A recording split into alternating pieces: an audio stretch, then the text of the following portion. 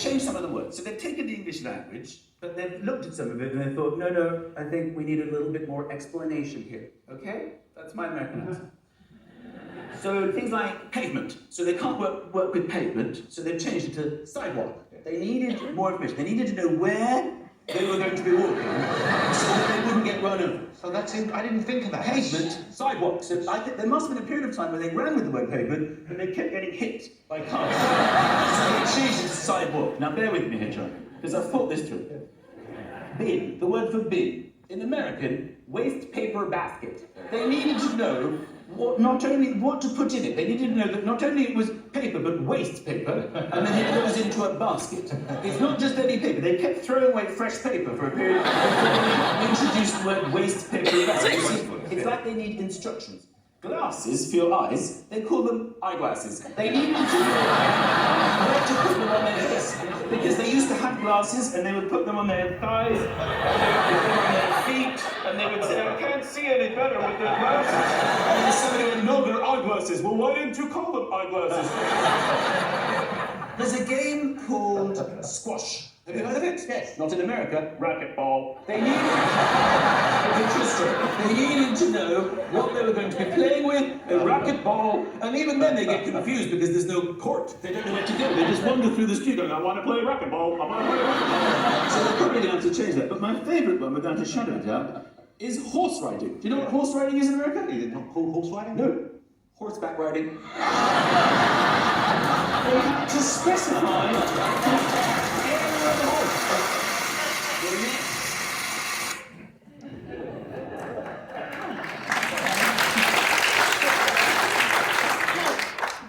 Lovely to see you again. Thank you for coming back. That's what Giles Brandreth always says. If you ever do a live show, it's like, they came back, Susie, they came back. So I appreciate that. Even though I am going to talk about American English, because was I right in the collective groan that I might? Yeah, yes. Okay, so I'm going to hear another one very soon because I love American English.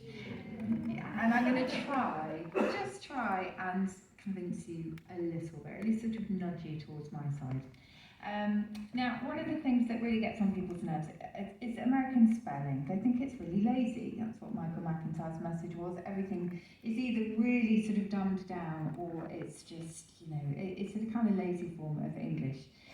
Go back to Shakespeare's first folio though, and you will find honour without the U, and rumour without the U, and rigour, and many other similar words, far more than you will find the OUR version. Now, granted, this was probably Shakespeare's compositors rather than he himself, but that was almost the preferred version. Why? Because it actually suits the etymology, which is often the Latin, which didn't have a U. The reason we put a U in is because of the pesky Normans who came in after 1066, and everything was fashionable that the French did. We wanted to be cool like the French, we wanted to be chic, and so we started to copy their words like l'honneur, so we put a U in, but not before. Guess what we used to call pavements? Sidewalks. Yes, they were sidewalks again before the Normans arrived. Autumn was fall. It was harvest as well, to be fair, but I love fall because I think fall of the leaf is actually quite poetic and it matches spring, which was originally in full the spring of the leaf, when everything was irrumpant and came into bud. So I love that. We used to call rubbish trash. We will find gotten in the Bible. And so many of the words that and spellings indeed, that we associate with American English just actually were ours to begin with. Another one that people hate is aluminum. Aluminum, what's that all about? Guess what we used to call aluminium? Aluminum, because it followed the pattern of platinum. And it was only later that we thought, well, hang on, there's also magnesium. So we changed and put the I in. Now, I mention the French really because they really did dictate the way that we have changed a lot of our words. And of course, after 1066 and the centuries that followed, French absolutely flooded our language. There was a lovely, or not so lovely, petition, depending on your point of view, straight after the Brexit vote. And it was a petition to ban all French words from the British passport. But the irony was that passport itself is French. And in fact, most of the words on the front of the British passport also came to us from French, but they're hidden now. They're secrets because they are so naturalised in English. But you know, when the Mayflower set sail and the Pilgrim Fathers went over to America, they took so many of our spellings and our dialect words with them, and they may have become lost over here, but they're surviving over there still, and a lot of them are the targets for our ire and our wrath. Now, I mentioned gotten. I really like the way that the Americans have held on to what we call a strong verb. So this is a verb where we change usually the vowel in the past tense. So I teach, I taught, I buy, I bought. And in Old English for the Anglo-Saxons, this was standard. We liked a strong verb. The weak version is where we just stick an ed at the end.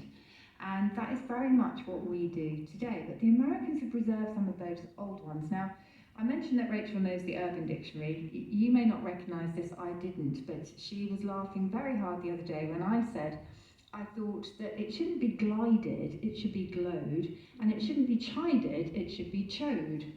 That last one, as some of you will know, probably not such a good suggestion.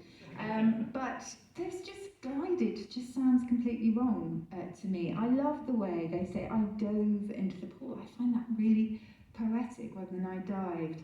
I snuck into the auditorium rather than I sneaked. And whenever I hear, I texted him yesterday, I think, no, it should be I toxed. That would be much nicer. So we are very lazy. We like a weak verb these days, but the Americans hold on to that strong verb, which I think is nice. We also like to put verbing, where we change nouns into verbs. At the supersized feats of North Americans, I podiumed at the Olympics, for example. Yeah.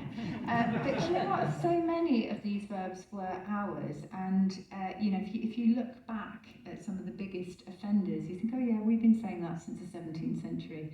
So transportation, the sort of lengthening of nouns. Why can't we just say transport? Well, transportation actually was born pretty much at the same time as transport in British English. Wow, that quintessentially American word was actually spoken by 16th century Scottish kings as well. So, you know, there are so many fallacies when it comes to what we think of as being American and what we think of as being British English. And, you know, they were also inventors by necessity. And it's true that when they went over, when the early settlers went over, it wasn't always a happy encounter, not least because they were plundering land from indigenous peoples.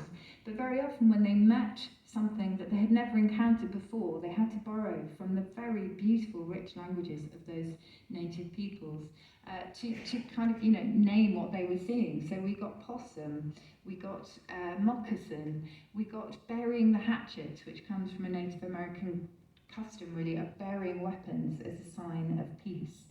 And we get skedaddle, which is such a beautiful word, and blizzard, and all sorts of very, very useful ones. So really exuberant words, I think, we have borrowed from American English.